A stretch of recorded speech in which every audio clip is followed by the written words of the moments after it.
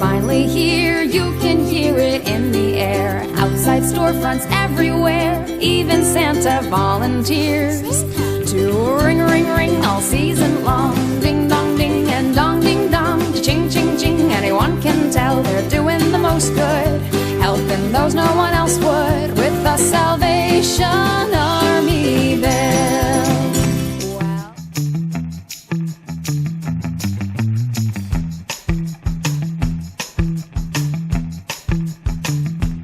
I've told you this before, and I'll probably tell you this again at some point in my career here behind this microphone.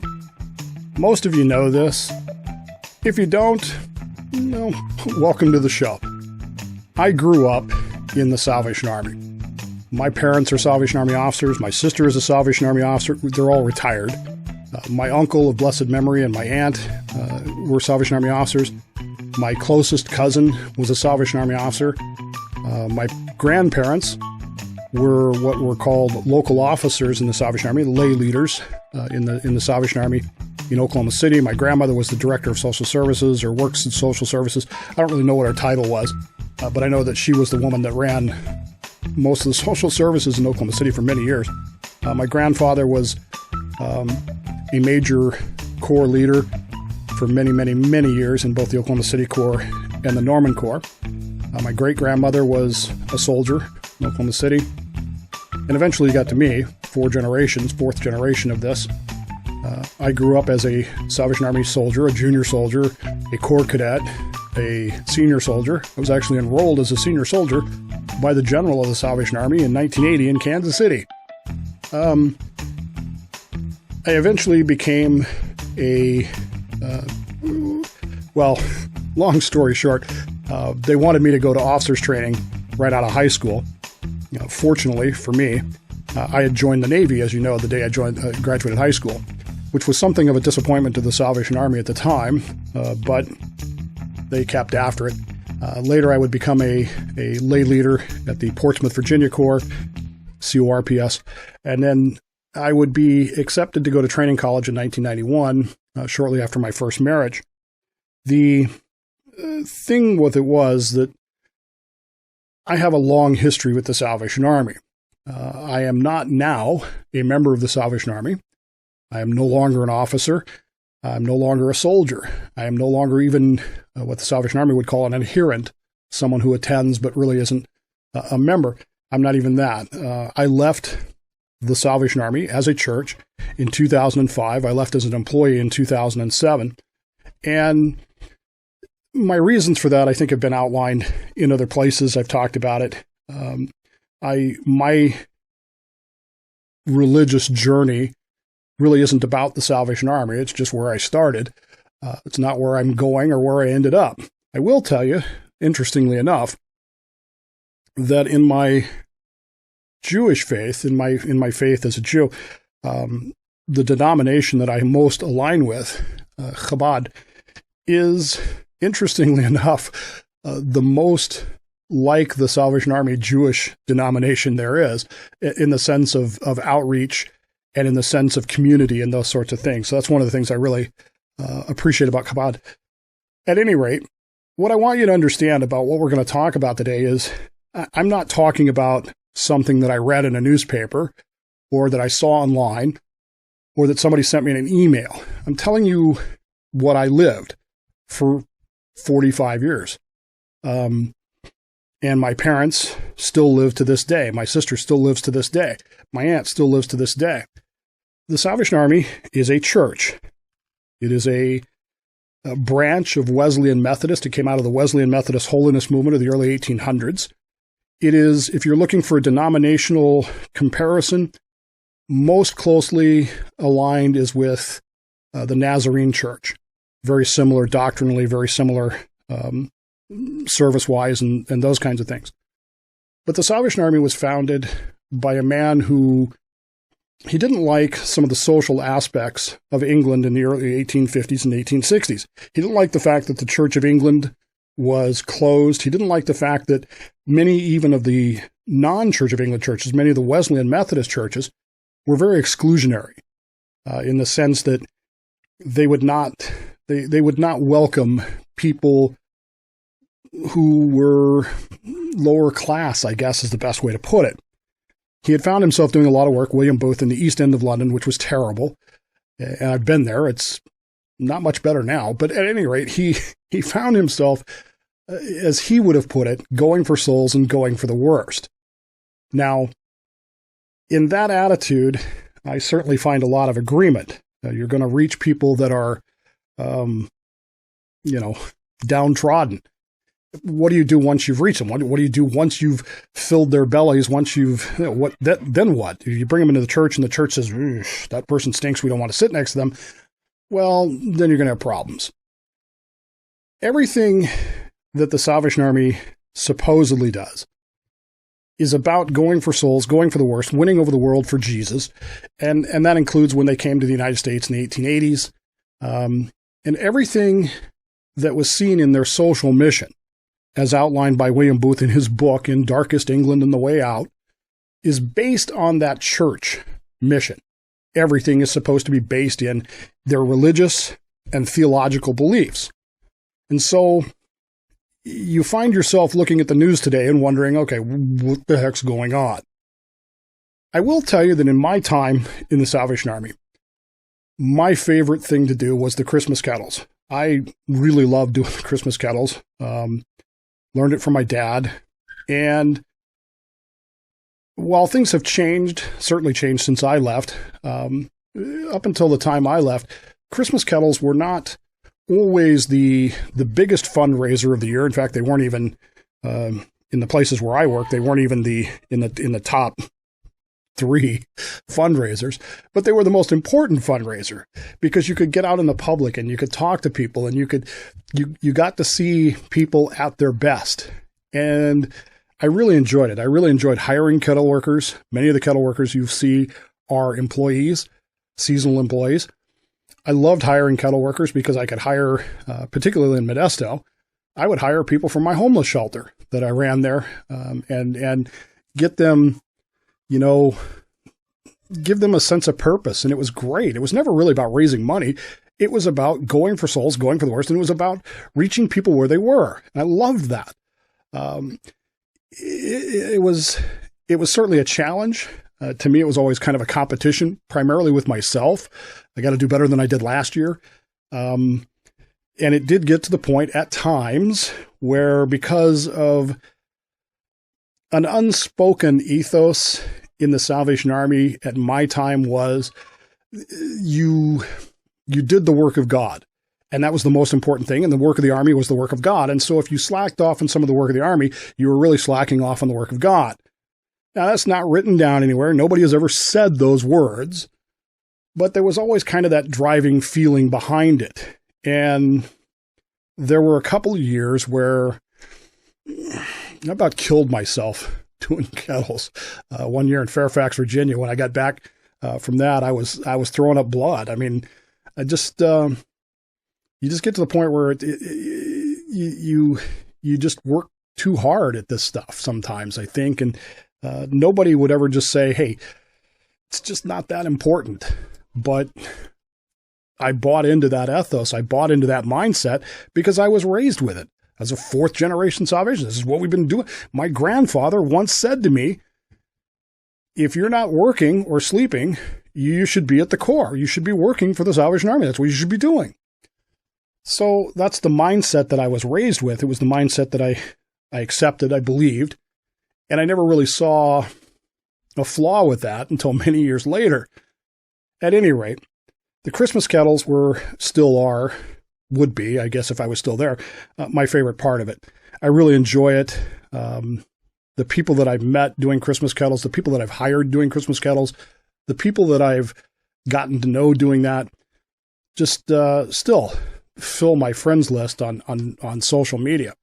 So for me, the Christmas Kettles have always been symbolic and emblematic of the Salvation Army. For those of you who don't know, the Christmas Kettle, even though the Salvation Army came from England, the Christmas Kettle actually comes from San Francisco. That's where it was invented by the Corps officer there. In 1891, he kind of got out in front of himself a little bit and pledged to feed 10,000 people or something like that, some ridiculous number.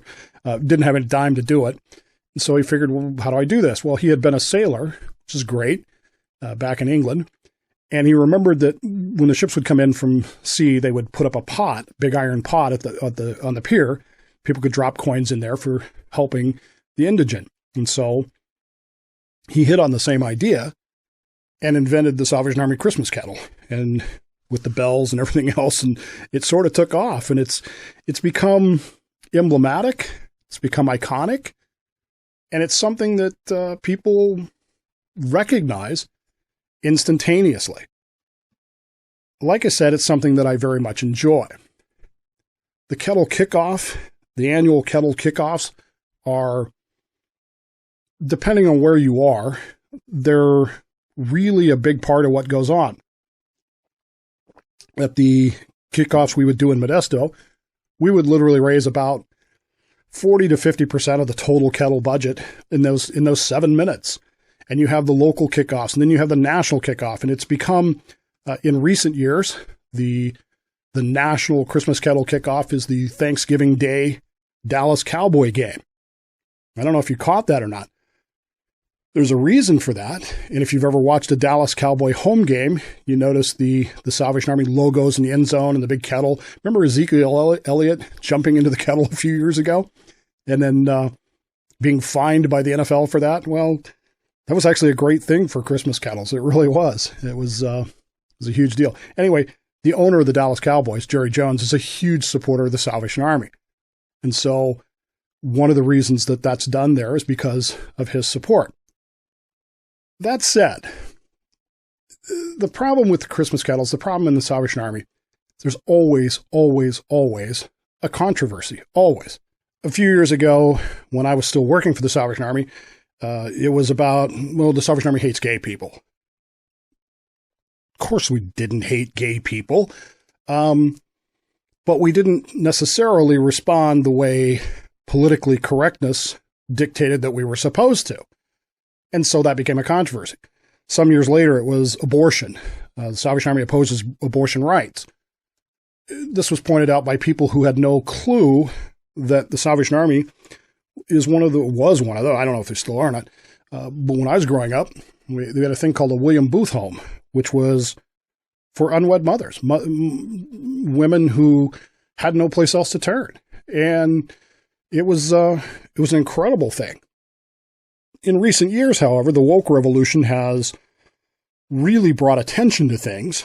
And this year, the Christmas Kettle campaign has been hit by an accusation that the Salvation Army is going woke, in essence. And the Salvation Army has decided that I keep saying we, please understand, I don't mean we, I mean they, have decided that they're going to, quote unquote, ask donors to repent for their racist ideologies. This, of course, has led to newspaper articles around the country. It's led to people asking questions. I have received 4 calls from various media outlets around the country asking me to speak on the subject. I have declined all of them. I have my reasons for doing so, but the bottom line is, in the media world, my history is known. So, hey, here's somebody who might know something about this. Well, that said, the Salvation Army has responded with a statement that basically says, "Oh, this is all lies. It's not true. We're not doing that. Blah, blah, blah, blah, blah." And it all comes down to the woke revolution is aimed at people who would normally support the Salvation Army. Normally, people who the typical Salvation Army donor is someone who leans conservative. They aren't necessarily always conservative, but they tend to lean conservative. They're older. And of course, those are people for whom the woke revolution is an appalling thing. So if someone accuses the Salvation Army of going woke, those people, I've already had them on my Facebook page saying, "Oh, I'm not giving to them anymore because they're going woke." Are they? I don't know. The problem is that there's never smoke without fire. There's never there's never an issue with things without some reason for it. Now, my uncle, of blessed memory, who was a retired Salvation Army officer, and I once had a rather engaging conversation. I love my uncle. He was fantastic. He and I had a conversation one day, and I asked him that question: why are we so critical? And this was while I was still in the Army. In fact, at the time, I was a second-year cadet. I asked him, I go, why are we so critical? And it was kind of a rhetorical question. Why are we so critical of the Army? What is it? We're in the Army. We are the Army. Why are we so critical of it? And he looked at me and he said, Dave, the reason we're so critical of things is because we care so much about it. Well, that being the case, while I am no longer a member and no longer active in any way, shape, or form with the Salvation Army, doesn't mean I don't care. And so when I see things like this, I start asking myself questions. Well, did the Army really do this? Here's what I know, and here's what I'm going to tell you. Because maybe you care, maybe you don't. Maybe you've passed by a kettle in the last day or two and said, I don't think so, not this time, because you've gone woke. The Salvation Army is a church. It is a Wesleyan Methodist denomination, as I said, and it has very specific doctrines. Whatever my own personal issue with those doctrines is, and believe me, I have many, and I've had some for many, many years.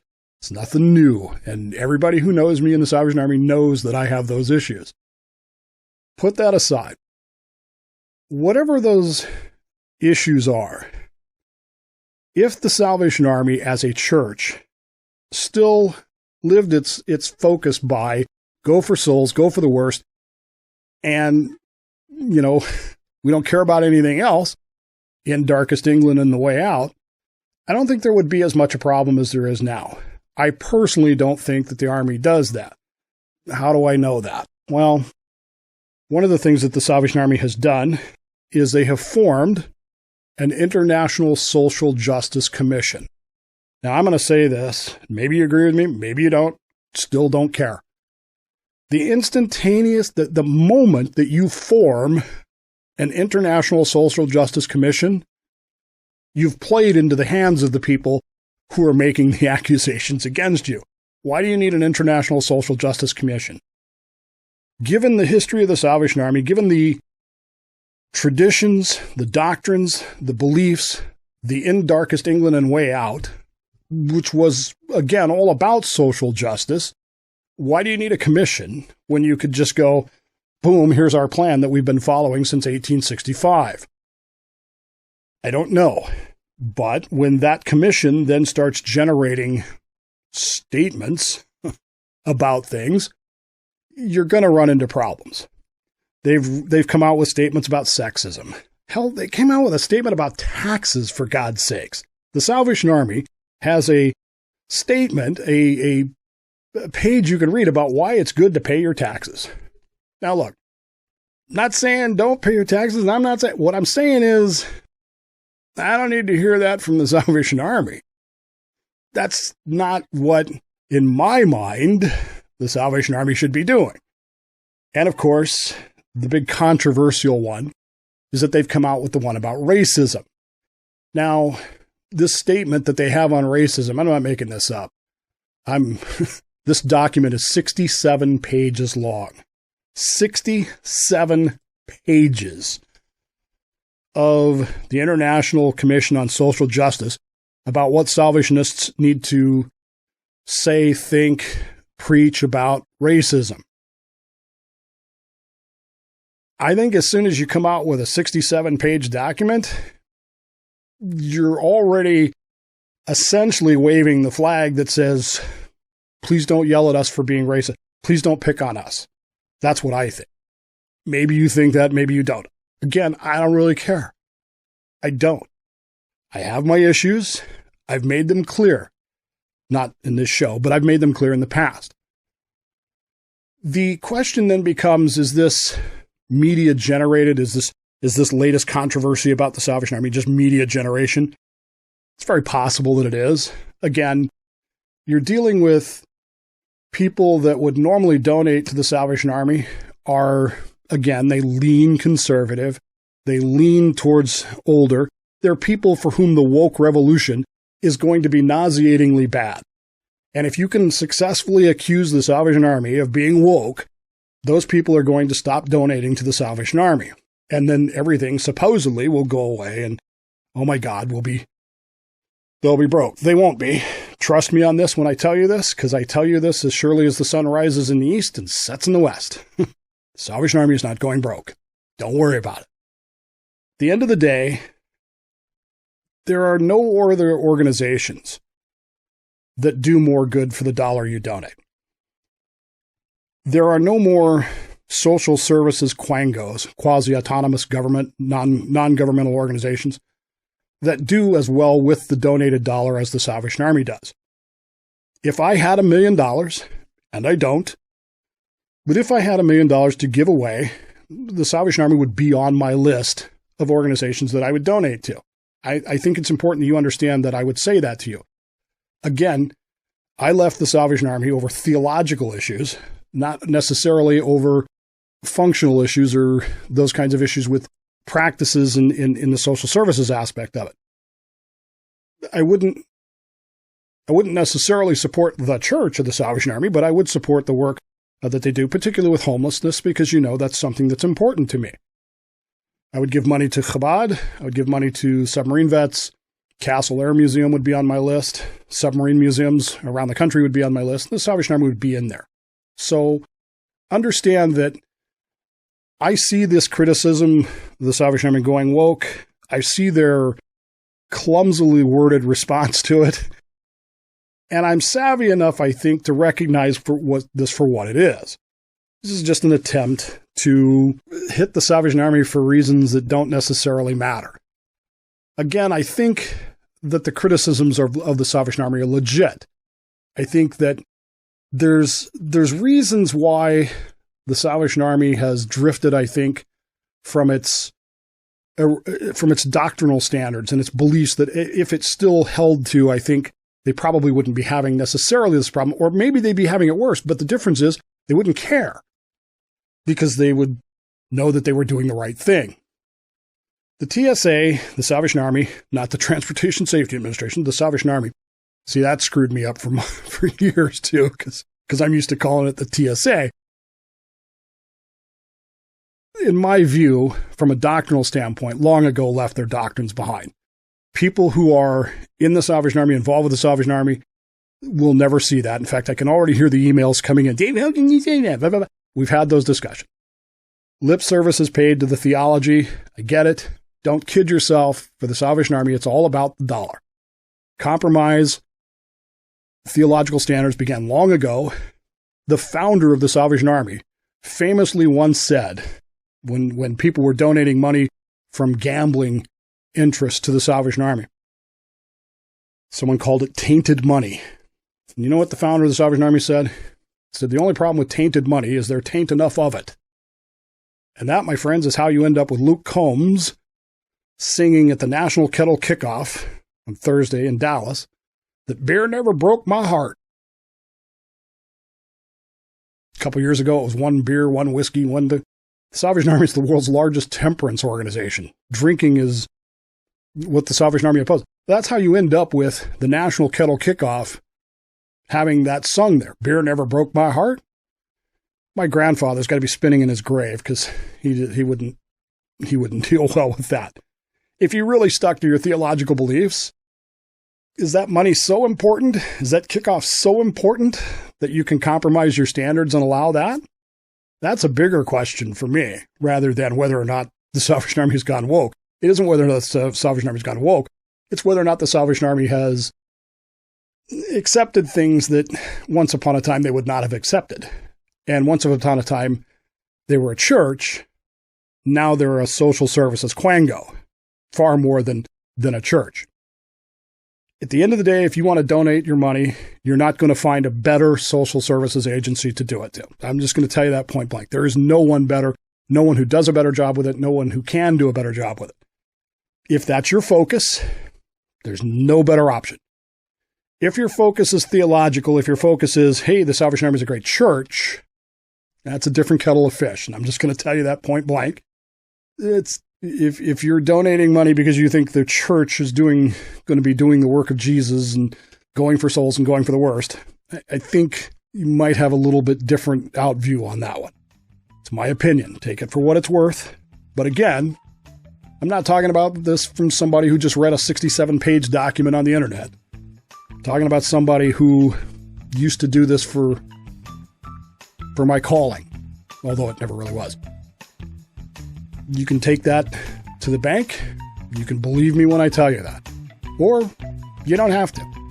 But I will say that you can safely give money to the Salvation Army knowing that it's going to go to help other people. And it won't be decided by whether or not you apologize for your racial discrimination in the past or not. And the Salvation Army isn't going to make you bow down in front of the kettle going, please forgive me, before they'll accept your dollar. Believe me, they're not going to make you do anything before you give them that dollar.